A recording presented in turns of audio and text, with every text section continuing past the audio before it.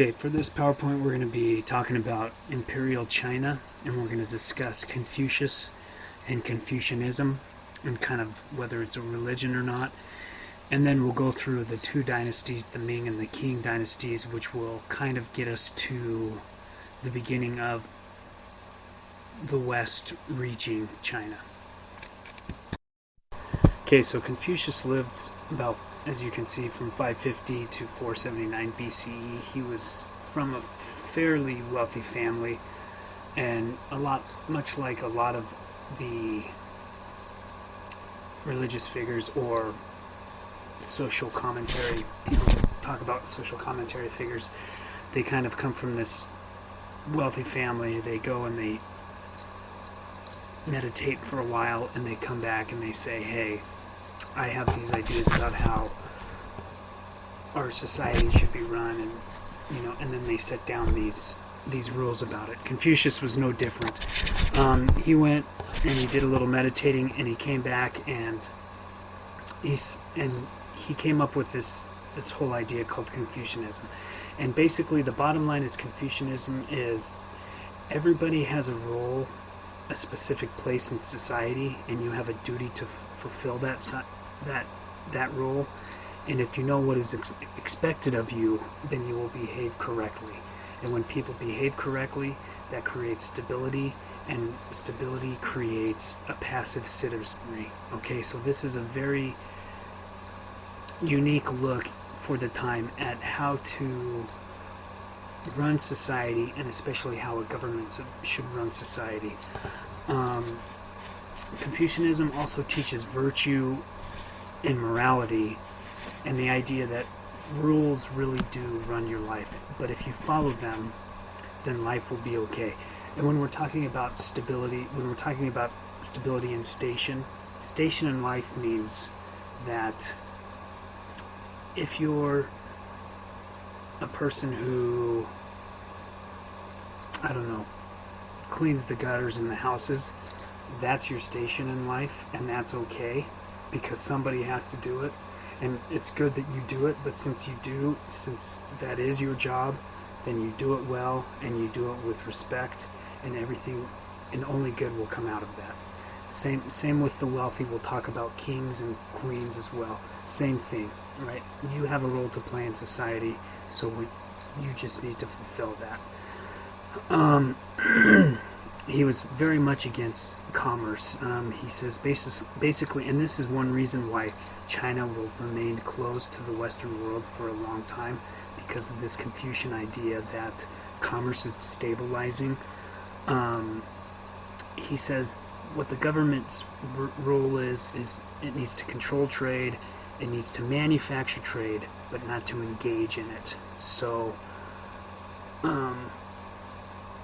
his bottom line is what government and society needs to worry about is not making money and not trade, but making sure that the internal workings of society are harmonious. Okay, so he says people who are traders and merchants, all they are is parasites, right? They're taking money from somebody, they're middlemen, they're trying to make money off of goods, and he says that's parasitic, that's living off something else. So he says commerce, it's inevitable, but try to keep it to a minimum. Much like other religions around the world, he has commandments, so to speak. His are 16 commands. We won't go through all of them. Basically, we'll go through them a little more on the next one, but these were written down in a sacred edict. These 16 commands, that's what the sacred edict is called. And the basic idea is filial piety, which means listen to your elders, right? And we'll talk a little bit more about how society was governed, but that's what filial piety means. He talks about moderation. That's moderation in food, moderation in drink, moderation in your sexual proclivities, just basic moderation, period. Finances, don't be lavish, go to school, know your laws, be courteous at all times, do your work diligently no matter what it is. It is your calling. and that's a good thing. Instruct your sons and your younger brothers. Go to don't pay, or excuse me, pay your taxes. Help the poor. Don't accuse somebody of something that they did not do. Things of that nature. So basically, it's and we'll discuss it more, but it's more of a way of structuring society than it is a religion. But it also has its religious overtones as well. So that's Confucius. So the next slide will talk a little bit more about what Confucianism actually is. So we'll go through a few of the main concepts of Confucianism here. We can't go through all of them because there's a whole bunch, but it's a very structured thing, and one thing kind of leads to another. So the first one I want to talk about is Ren. It looks like it's spelled Zhen, but it's Ren. And this is human heartedness, and this is Confucius's idea of what makes a human an actual human, what gives humans their humanity. He says it's really the virtue of virtues. He never really saw it fully expressed, and there is no real definition of it, but it's this kind of this sense of dignity, or this inner self-esteem for yourself. But it's not just for yourself, it's also a sense of dignity for all human beings and all relationships that you have with human beings. And mostly what Confucius talks about in this sense is that all of this is through sacrifice, really. You shouldn't just live your life for satisfaction, but you should live your life for your family, for your relatives, for your king, for your government, for everybody else besides you. And he says, but at the same time, you respect yourself because you are a human being. So it's kind of the ultimate guide to human action. Okay, and you're supposed to extend this to everybody else, no matter where you go. But like I said, there is no real definition of it. And Confucius himself says he's never seen it completely, the perfect human being. But he says this is what we're all striving to. In another sense is day, which looks like Tay, but it's day. This is the power by which men are ruled. And he basically says that a government can only rule by moral example.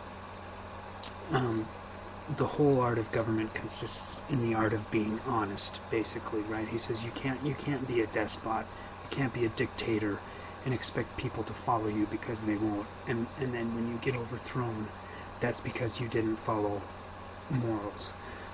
He says governments are good if they can do three things. If they can be economically sufficient, hence the closed Chinese society for a long time, military sufficient, and if the people have confidence in you. He says if you can do those three things, then you are a just government and you deserve to rule. Now, what a lot of people would consider the main point of Confucianism lies in Li and the 5 relationships. Li is basically the principle of the order and propriety that you live in, and this is the more concrete guide to human actions. Like I said, it's the general principle of social order, or the general ordering of life. Confucius recognized that you need a well-ordered society for human beings to be at their peak. So he says, Li is the beginning of this, and Li is the way that things should be done, and it's very much more positive than negative. You know, a lot of rules and laws are don't do this, don't do that. Confucius was more in the do's, right? Do listen to your father. Do listen to your ruler, the government, as long as they're morally responsible. Do what you're supposed to do. Do do your job every day because that's your social standing. There aren't a lot of don'ts in Confucianism. And Li is also this basic idea of karma, which we'll talk a little bit about with Shintoism as well. And you guys probably know what karma is, but it's just the idea is if you do good, good things will happen to you. If you do bad, at some point it's going to catch up with you. It may not be right away, but at some point bad things are going to happen. So it's do good, good things happen to you. And as a category of Li, which is very important to Confucianism, is these 5 relationships. And I put them in order of importance. Real quickly, you can see what they are, but the family is your basic unit. So if you follow these rules, then you will be okay. The father is the head of the family. So the 5 relationships are: the father is above the son, or a loving and reverential kind of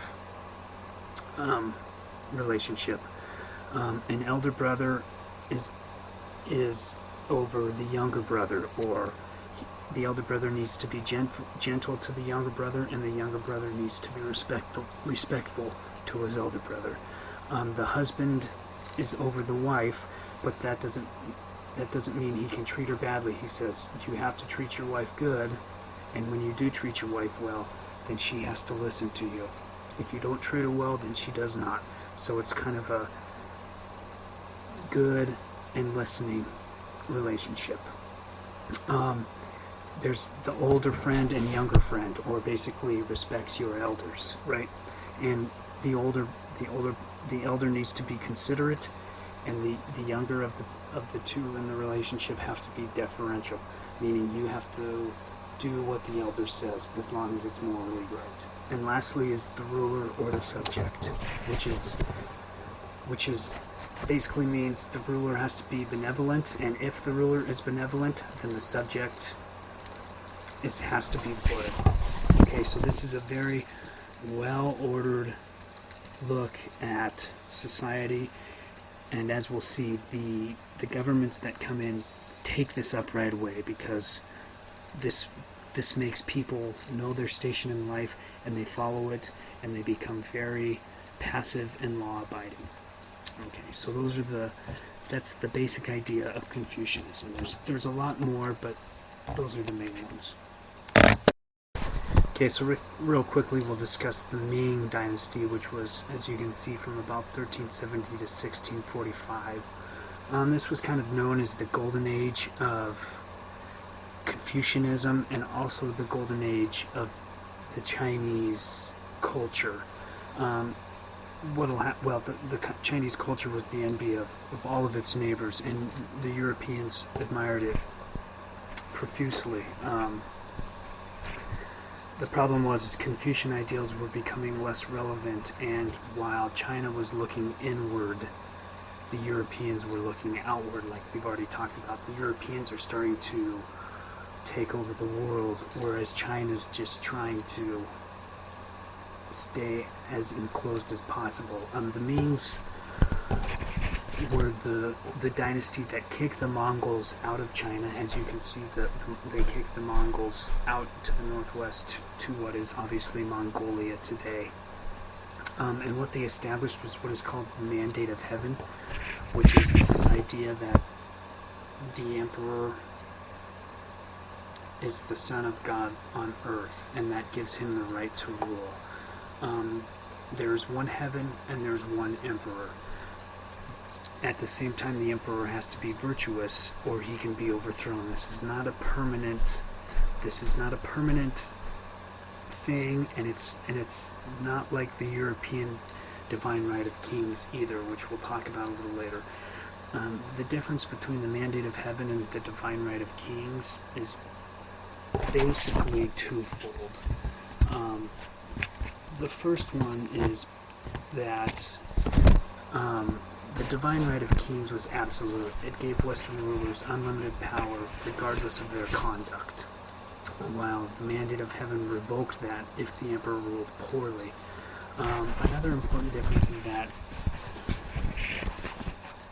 You can become a Western ruler through blood. The divine right of kings was through the family.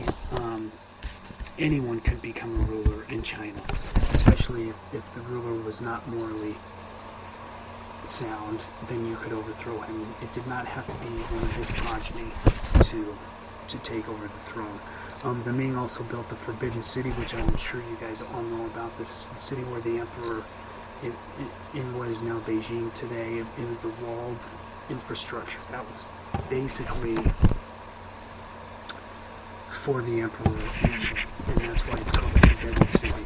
No Europeans could come there. At this time, it's also important to know that the Chinese looked to the Europeans as barbarians, right? Here are these kind of hairy, light-skinned, they don't bathe that much people coming from far-off lands, and what they want to do is they want to come and trade with China. So it's kind of interesting to think that the Europeans probably thought that the Chinese were barbarians, but the Chinese definitely thought that the Europeans were barbarians. We'll talk about it a little more, but the Ming rulers also didn't see trade as an equal street. It was more of a tribute, and we'll talk about the tribute system a little more. The main thing that the Ming were known for was their government. It was whereas in Europe you kind of were in the government due to your blood, and if you were rich enough you could buy a seat, you could become, let's say, a governor fairly easily in any of the European governments. Whereas in China, they had examinations, what we would call civil service exams today. The Chinese are kind of the ones who came up with this idea of taking an examination, studying for an exam, taking it, and the higher you scored, the better your place would be in the government bureaucracy. And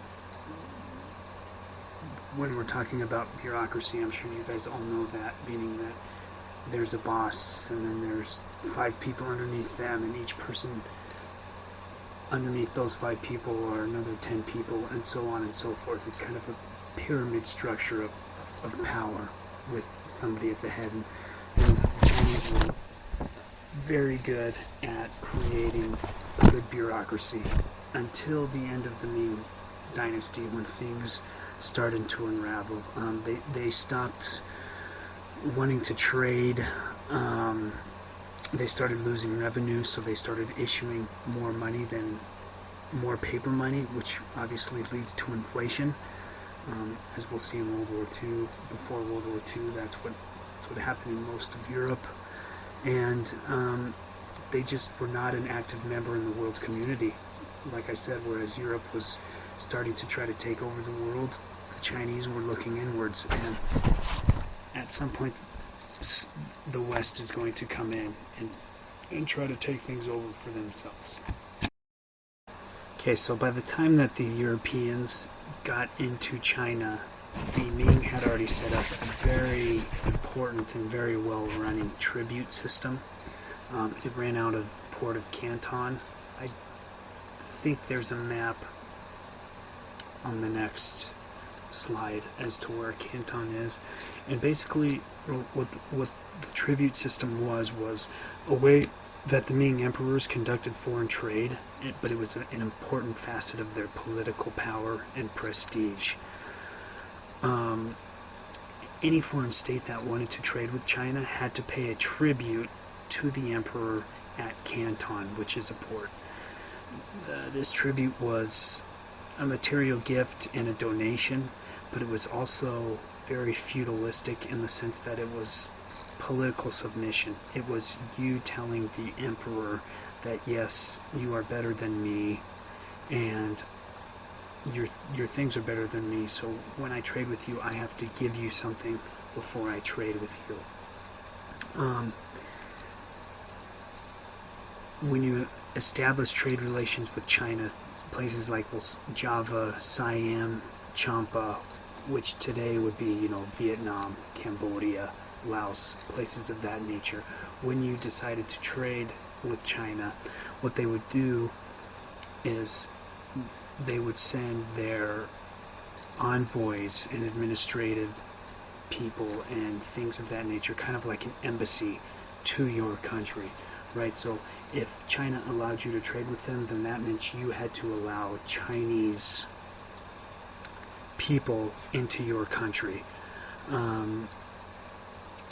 For example, by the 1400s, Cambodia had a very large Chinese population in it. These are Chinese immigrants who were either government officials, or a lot of times they were immigrants who just set out looking for better places. But one thing that you want to know about the tribute system is that private merchants and private trading were not allowed. You were a pirate if you traded outside of Chinese goods, and you were not part of the government. And the vast majority of people who got caught were executed for piracy. So this is a very Confucius idea, and this is a very big deal to the Chinese. Is this idea of trade is only for the government, and it's very one-sided.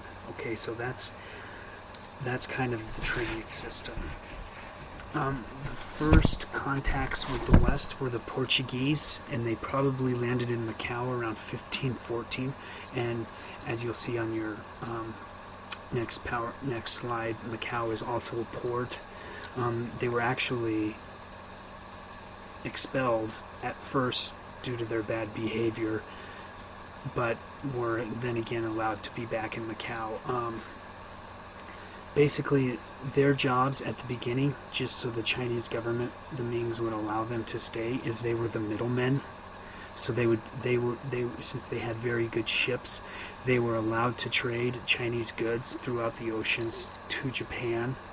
In Japan, Vietnam, other places like that, the Philippines, areas like that, they were allowed to trade for silver, and then they would bring the silver back to China, and they would give the Chinese emperor a cut of that silver.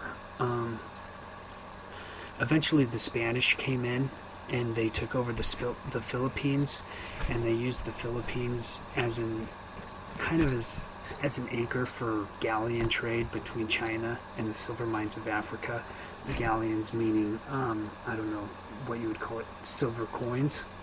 So what they were doing is they were using the silver coins that they mined in Africa, and they were coming and they were shipping them over to the Philippines, and then they were trading that silver that they got out of slave labor for goods from China, and then they were sending those goods back to Spain. Okay, so it was kind of like a triangle trade, but in a little different shape. But it's the basic idea of what the triangle trade was. Perhaps more important though than the silver, which actually was one of the main reasons downfalls of the Mings, was they just ended up gathering too much silver, and it caused inflation. They had too much Spanish silver from the Americas and not enough goods. But probably more important at the time than the silver that they brought were the ideas. And the most effective of these people were the Jesuits. And I don't know if we got into the Jesuits that much when we talked about Spain, but the Jesuits were many of the Jesuits, like Bartolome de las Casas was a Jesuit. These are very rigid missionaries for the Catholic Church. Not only, and we'll talk about their ideas that they brought, but they also brought things that the Chinese had never seen, like the clock, prisons, musical instruments, but probably the thing that the Chinese loved more than anything else were glasses. Okay, I mean, think about it. It's such an easy concept, but at the time, imagine if you lived your whole life and you couldn't see that well, and then the Spanish come in and they bring you glasses and you put them on, and then you can see for the first time really well for the first time in your life. This was a huge deal to the Chinese, especially the Chinese royalty and people close to the emperor. glasses were a very, very large thing for these people. But back to the Jesuits. The Jesuits were smart in a lot of ways of gaining Chinese trust, because especially through this guy named Matteo Ricci, who, as you can see, reached China around the late 1500s, and he actually ended up dying in China in 1610. What Ricci did was he tried to draw parallels of the Confucius characteristics of heaven, right? There's one heaven, there's one earth, there's one hell, between the Christian idea of heaven. And more importantly, he came up with the ideas: you don't arouse suspicion, don't speak in public, after being civil and paying your respects and receiving your visitors, you kowtow to everybody who is Chinese because they're allowing us to stay here. He says you need to learn the language of the country, you need to learn their writing and their customs, and he tried to teach by example. So we use this word assimilation, right? Isn't that what people say about the Americas, kind of America melting pot? Anybody can come here and assimilate. That's what Matteo Ricci tried to do, which as we talked about in week 2, most Europeans did not do this, right? They didn't try to assimilate. They just kind of came in and conquered. But Ricci was outmanned and outnumbered, and he knew, I need to assimilate. He wore ordinary Chinese garments. He did everything that the Chinese asked him to do. In the tribute system to the West, I'll give you one example.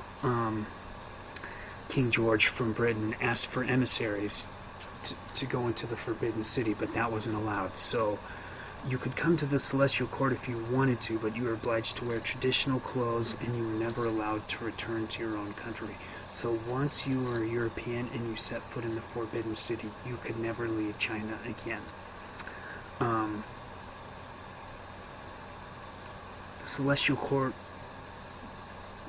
was a very interesting place, because when the Europeans walked in, they had to kowtow, which is basically get down on your legs and knees and bow down and kind of kiss the feet of the emperor, which obviously we've talked about Europeans were not big on, but they had to do it anyways. And the problem for the Europeans was they had very little that the Chinese wanted to trade for, except for glasses and silver. So at the beginning, the trade was very one-sided, just like China had its tribute system with other smaller East Asian countries, because China thought that there was nothing they lacked. So they didn't really want anything from Europe besides those two things. But they would take other things, but they weren't that interested in it. So it actually took the West quite a while to integrate themselves into China, because China just did not want anything to do with European goods or trading.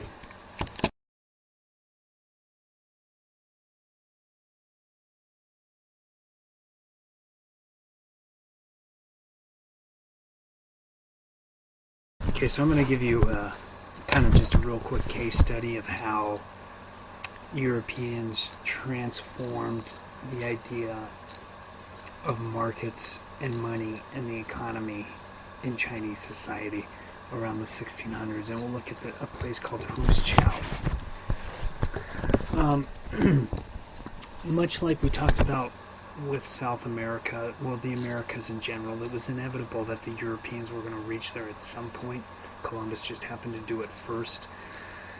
It was also inevitable that China was going to be flooded by European goods, because it was the world's biggest market at the time, and it still is the world's biggest market. But they were also producers of very highly valued things.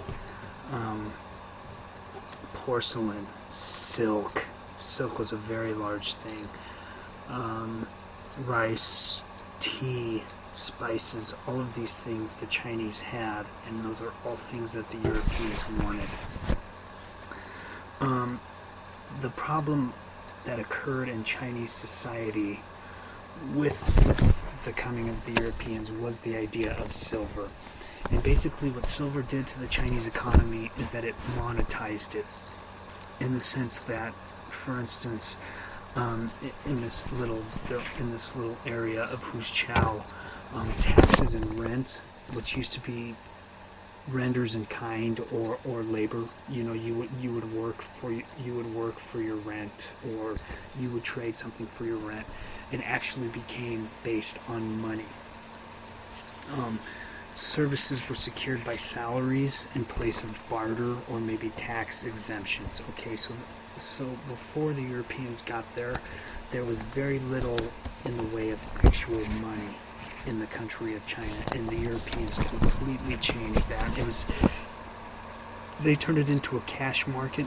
They kind of commercialized a society that had been based on handicraft and kind of regional specialization, in the sense that this region made very good porcelain, so they would trade their porcelain to another region for that region's rice, stuff like that. But what all of these things became they all became based on money.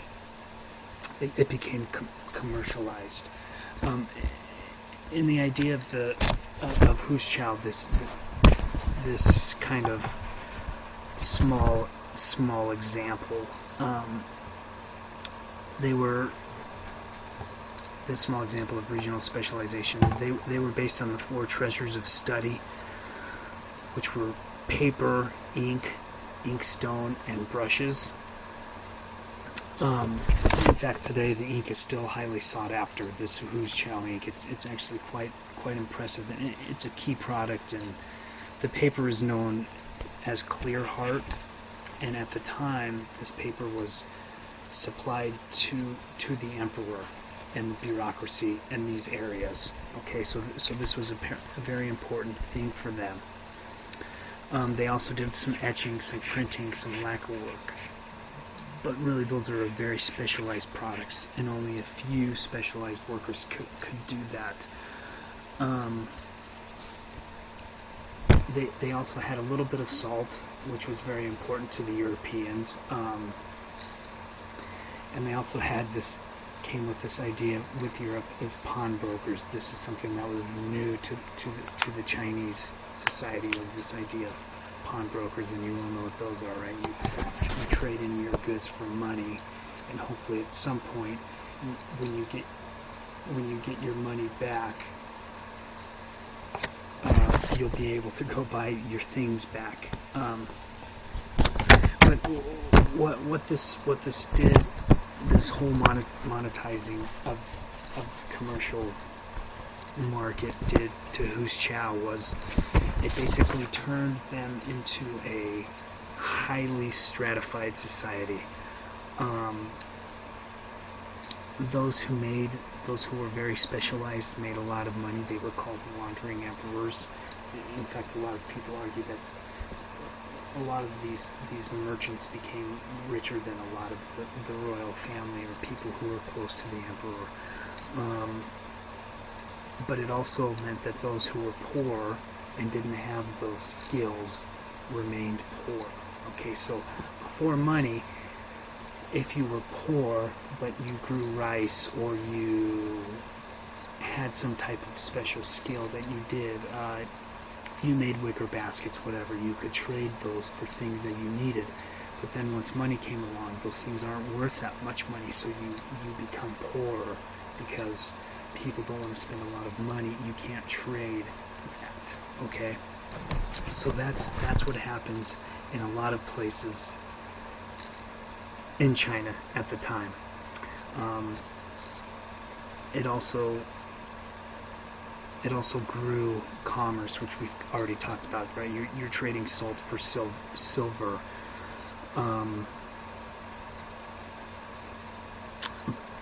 By the end of the Ming Dynasty, Huzhou was dealing in salt, rice, timber, cotton, silk, and tea, as well as everything else. So this is a case study where it's a very rich society, but it's still a good case study in the sense that money, silver, really affected the way that these people lived, and maybe not a positive way. So that's kind of how it worked. I'll real quickly, we'll go through the family network, and here's how the commerce worked. It was an extended family network. So what would happen is it was based in a village, and it was very clannish. So it was a clan-run guild, so to speak, kind of like Masons, or a Mason guild, what we would call unions today, maybe. Young men were apprenticed to their fathers or their uncles who were established, and they would be sent away from home to apprentice. Okay, and so while they were being apprenticed, they got free board, and what they made went back to their family. They would come back to their hometown and they would marry, and then once they would become wealthy, which was their hope, they would become what is known as merchant scholars. So they would spend the rest of their time studying and doing art and things of that nature. And as you became wealthier, then that made you higher in society. So it was kind of a self-perpetuating idea, right? If the father's wealthy, the sons will be wealthy. Kind of the basis, kind of a capitalistic idea, and not in a bad way, just in the sense that, you know, if your family's wealthy, you have a very good chance of being wealthy as well. So you created these links to make more, and you became a member of the elite. So by the 1600s, China hadn't become completely open. The open door doesn't come until later, but the idea of a monetized society came into effect and completely changed the way the society ran. And obviously, this is very much against the Confucian idea of trade is bad and making too much money is bad. You need to live your life on a general level and just live moderately. This idea kind of went the way of the dodo bird, so to speak, once silver came into society.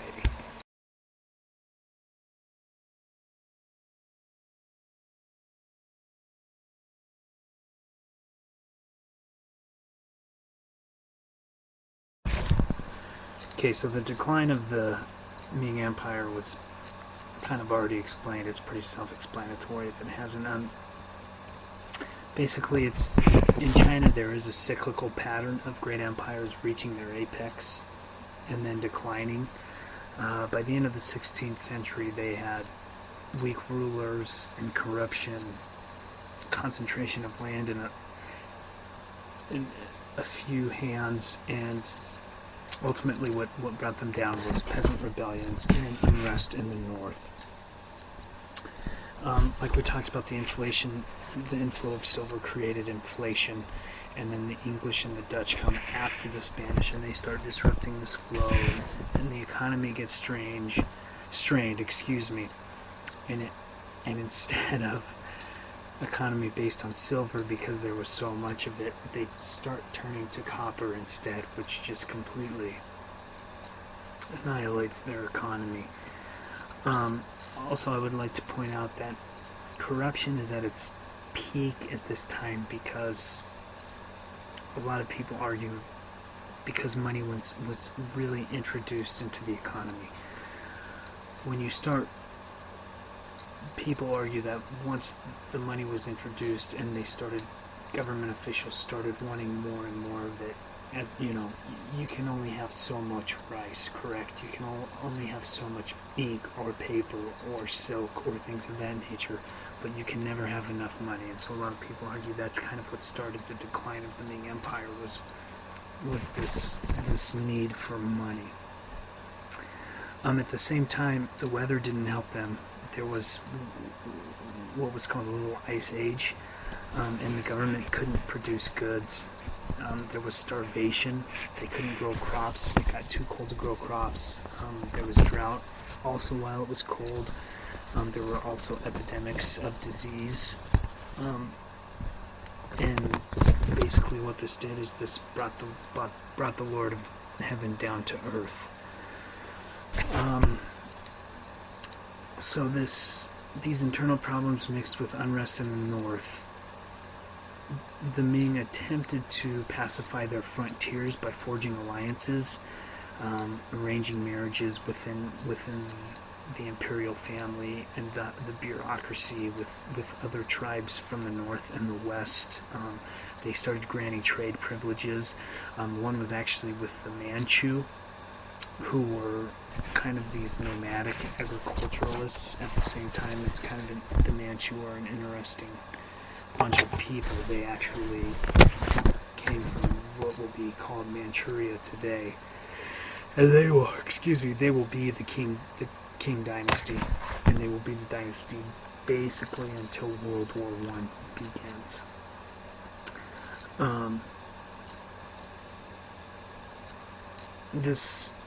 This unrest came from the northwest, and when the Manchus started moving kind of southeast, looking for food and water and thinking of taking over, a man named Li Zicheng came to the front. He was a Manchu.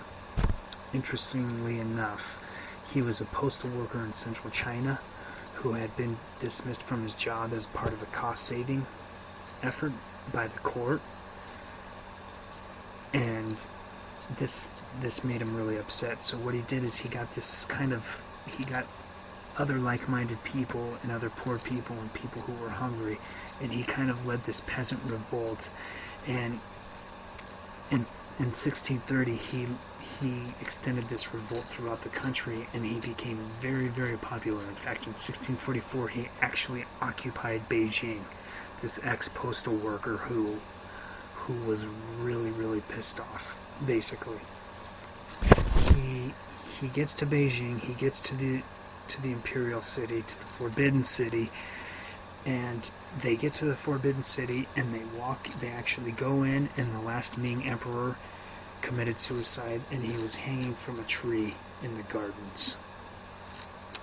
Okay, so Li Zicheng, who started this peasant revolt, was in charge of China at the time, by this time, but he was unable to hold this down, and other Manchus come in after him, and they kind of step up to the plate, and other Manchus came in, and they actually got a lot of help from many of the high bureaucracy of Ming Dynasty people and generals in the army who did not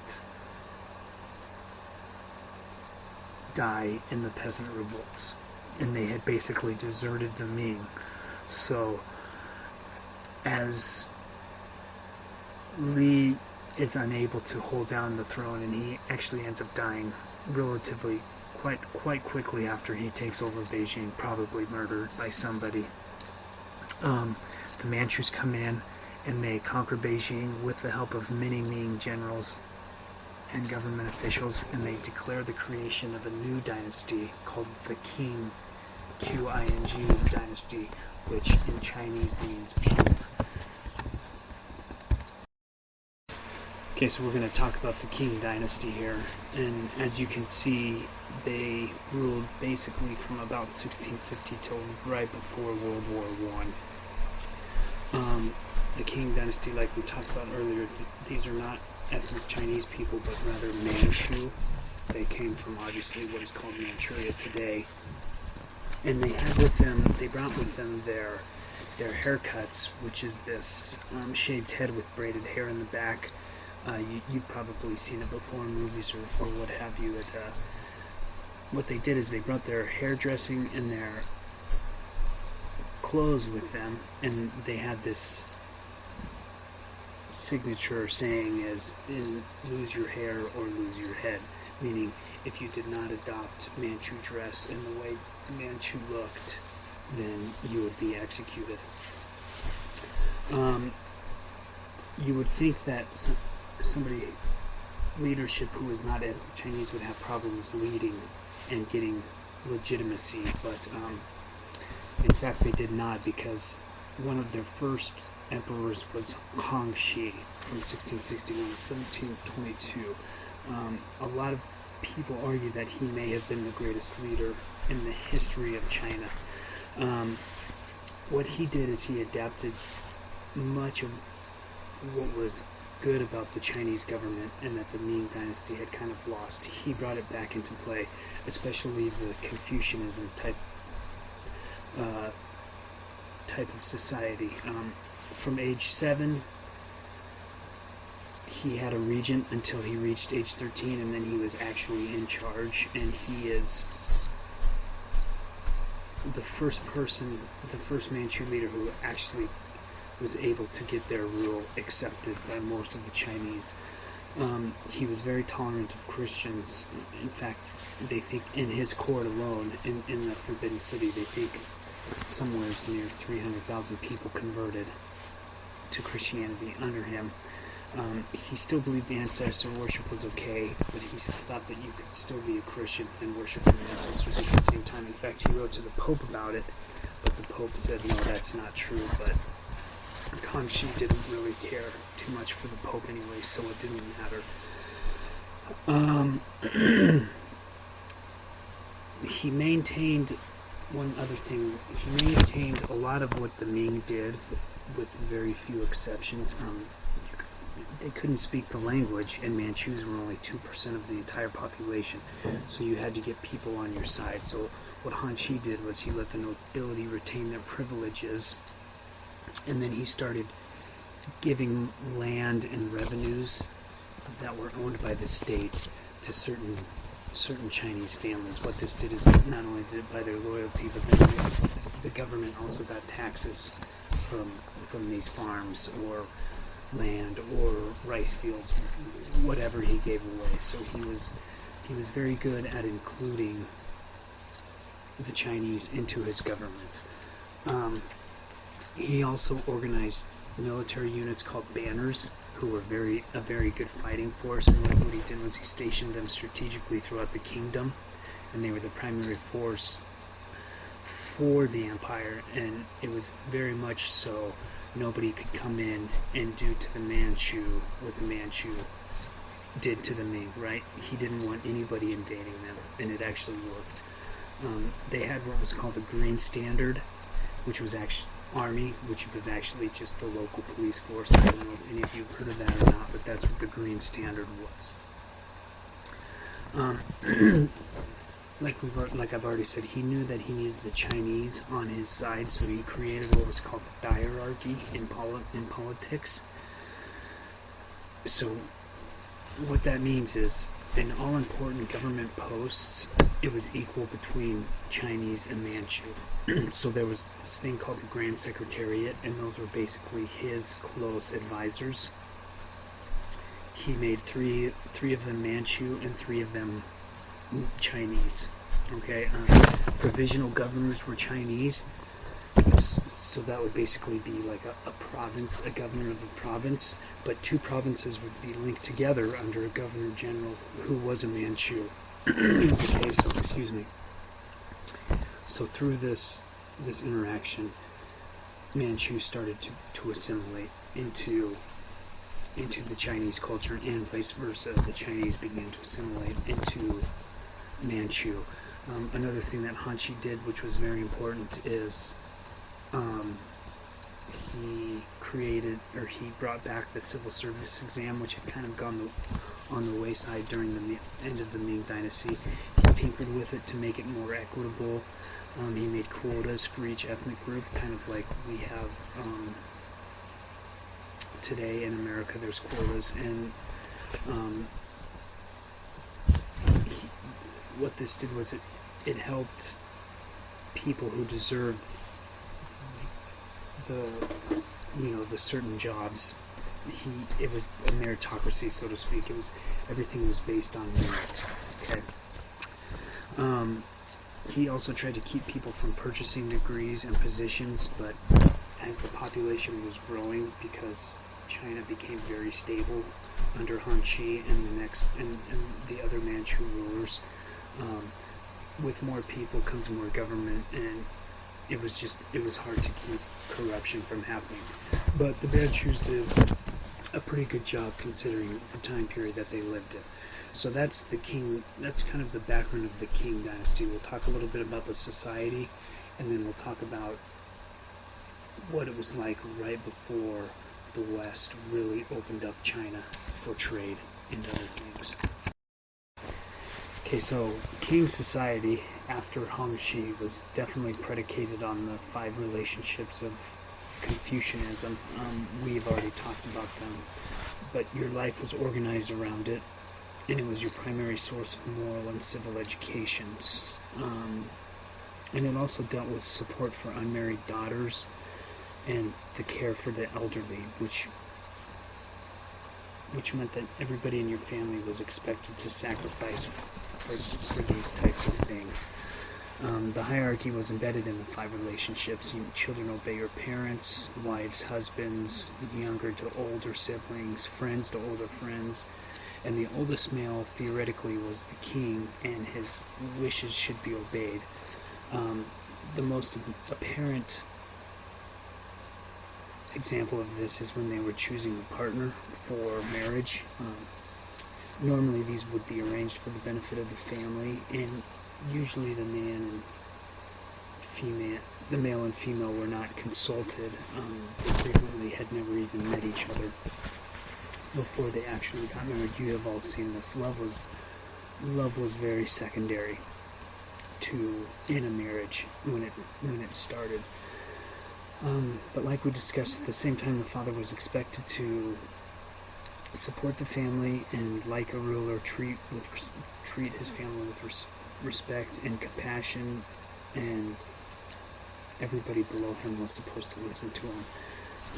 What ended up happening in society is usually they had 3 to 4 generations living under one roof, if people lived that long. When sons got married, they brought their daughters with them, and then, if possible, if you were lucky enough, a new section of the house would be made for them. If not, you would just cram in. Unwed daughters usually remained. The old stayed until they were dead, and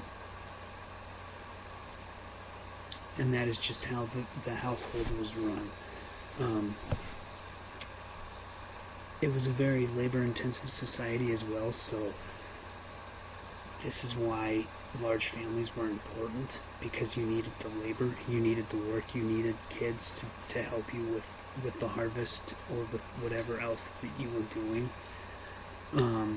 But it also provided security from thieves, and also it got people to work once the old people could not work anymore. So a large family was very important, but at the same time, with so many people, sons kind of had to stay where they were, unless you were rich enough to buy a plot of new land for them, or in some cases you would just go and try to take the civil service exams. Excuse me. Beyond the family was a joint. Beyond the joint family was a thing called the clan, which is a kinship of dozens to hundreds of joint and nuclear families, kind of maybe like a little community inside of a city, and they usually had a council of elders and other common social religious functions. You have to remember, at this time there were no benefits or welfare for the old or for the infirm, or if you lost your job, there was no unemployment. So what these clans did, this is why these clans existed, is because the rich could provide for the poor, and since there was no state-supported educational system, the clan provided the education, and what this did was this benefited everyone. So because if you became an official, that means you could start doing favors for your clan and your family. So education was very important, and it was usually kind of a homeschool community type of education. The role of women was, at the time, was not too highly regarded. In urban areas, women were very secluded, but in rural areas, women were needed to work. because they just didn't. If you had a large farm, you needed the women had to work. So this concept of inferiority of women was deeper in the urban cities more than it was in the rural areas, because women really earned their keep in the rural areas. But at the same time, any Confucius or any other type of religious or governmental ritual, males were the only people who could do that. Males were the only people who could be government officials. Women could not legally divorce or own property, and a husband could take a second wife, get a divorce, or bring in a concubine if the woman did not provide a male heir. This is actually kind of common in a lot of old civilizations, really up until the modern, 1800s. A lot of old ancient civilizations had this as well. Since a lot of the women, especially in the cities, didn't have much that they could do, they had to put a dowry when they got married. They had very little education, and unfortunately, in times of scarcity of food, young women or girls would be the first people that would be put to death, if there was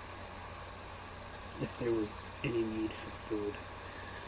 And then we won't really talk about bookbinding too much, but I'll show you some pictures. This was for some reason, the Qing dynasty felt that women with small feet were deemed as sexy, and very feminine.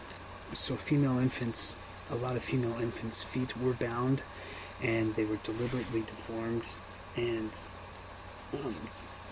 to make themselves attractive to their male counterparts. And not only was this painful, but it kind of it distorted their bones, so they couldn't really walk correct for life. It's estimated that a half to 2/3 of the women in the Qing dynasty actually had their feet bound. So the next slide, I'll just show you a few pictures. You can look at them yourself, but that's kind of how the Qing dynasty society was run. It's very similar to a lot of civilizations, minus they had this whole idea of the Confucian hierarchy, which really kept society ordered quite well, especially for the government.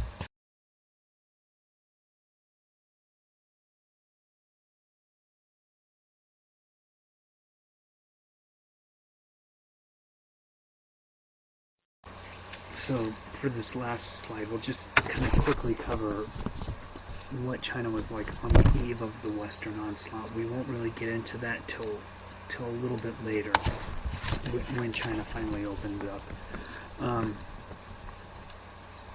Right before the West really shows up and takes control in China, the King Emperor Qianlong was at the helm. This was actually the height of the Qing dynasty's power right now, but as we've talked about in China, once they get to their height, they start to decline, and they decline quickly. They were already decaying. It was getting too big. They were having military campaigns that were costing too much money.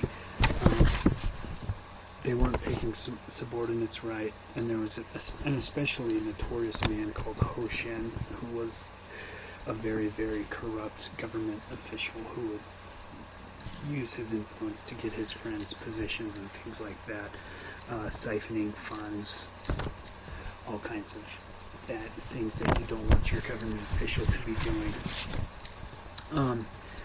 And there, like we talked about, the bureaucracy became so big that corruption just began to be a big problem, and it was on a large scale.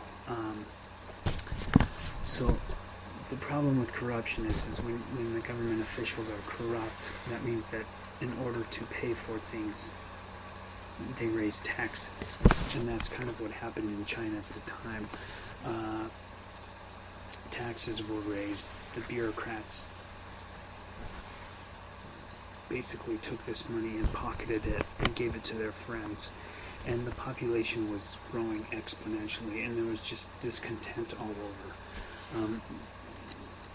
We know China today as a very populated country. The empire was getting that way. There was just becoming too many people for its land and its resources, and things weren't going well. This was especially true in central China, where a lot of peasants had been forcibly settled, moved by the Qing government on infertile land, and this started the White Lotus Rebellion, which lasted for 8 years. This wasn't like Li Zicheng. They did not overthrow the government, so to speak, but this was an 8-year rebellion that the government it took them a long time to put down. This was guerrilla warfare. It was very deadly. There were a lot of government official assassinations. It was a bad time for the Qing dynasties, and it was hard for them to put it down. And at the same time, with all of this internal pressure from the inside, the Europeans started really pressuring China to trade with them. This is the end of the 1700s into the early 1800s, because like we've discussed earlier, just like today, China was the world's largest market, and Europe was really, really pushing to get into it. It kind of started with the Russians, but the Russians were kind of only seeking skin and furs, so they began coming from the north and crossed the Amur River, which is kind of the base, the border between Russia and China, even today. They had been placed in the tributary system by the emperor, and this upset the Tsar quite a bit, the Tsar of Russia. So when he sent his envoys into Beijing, he told them to ignore the rules about the Forbidden City. So when they went into the Forbidden City, they came back out, and they left and went back to Russia, and they refused to perform the kowtow, which is the idea of prostrating and touching your head to the ground in front of the emperor, which is the very classic symbol of fealty in China, and every visitor who went to see the emperor was supposed to do that. But the Tsar told his embassy and his envoys not to do that. In the meantime, the English were also starting to come. Before the English got there, the Dutch and the Jesuits had kind of been the main European people in China. The Dutch were there, as we'll discuss a little later, but the Dutch were really good at assimilating and following the rules. So when China said you can only stay in this area of the port and go nowhere else, the Dutch were very good at listening to that because they wanted to trade well. But anyways, by the end of the 1700s into the 1800s, the English had replaced the Dutch through the British East India Company, which is also will be much like the African Trading Company that was in Africa, but this will be for tea and later opium, drugs on a massive scale. But when they finally got to China, they began to export tea and silk at a very, very rampant pace. I mean, they were taking as much tea and silk as they could out of China and shipping it back to England. At first, Beijing let them do this as long as they paid tribute to the emperor. But eventually, the British became so powerful, and they became something more than just foreigners. They started to build their own enclaves and have kind of what we would think of as a Chinatown, only it would be a British town. In Chinese cities, the emperor had no option but to license the British like they were a Chinese trading firm at Canton. So the British became the exclusive Europeans to be trading with with the Chinese by the end of the 1700s and the early 1800s, legally, which obviously meant a large amount of money that came to the British East India Company, which in turn much of it went back to the British Empire. So with that is kind of the idea of China on the eve of when the West came, and we will a little bit later discuss what happens once the West really gets its power and begins to open China for trade.